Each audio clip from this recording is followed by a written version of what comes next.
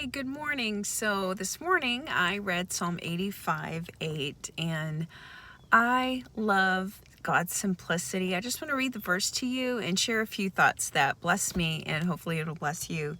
He says, "Let me hear what God, the Lord, will speak, for he will speak peace to his people, but let them not turn back to folly."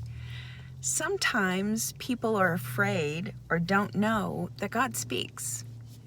He speaks through other people. He speaks through his word. He speaks through the Holy Spirit. He speaks. And a lot of time we can't hear him because we're speaking too much. So a lot of times when I come to God, I'm like, okay, God, please help me with this. This is driving me crazy. And the Lord is going, shh, sweet girl, I know that. Could you just listen to me? God is always speaking. So if we can't hear his voice, we need to evaluate, are we using our voice too much? Why aren't we listening?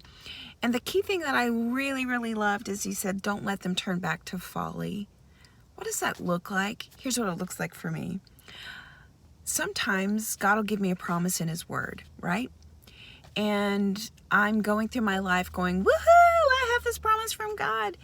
And then things happen that don't seem to fit the promise, So, for example, maybe he promises me that my health is going to exceed better than it's ever been before.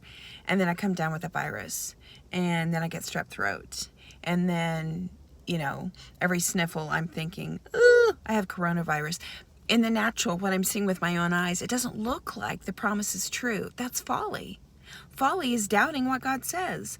Folly is thinking, well, if God said that, maybe if I do this, this, and this will happen. That's folly. I can't control God and his plan for my life. So would you be blessed today by the words of Psalm 85:8?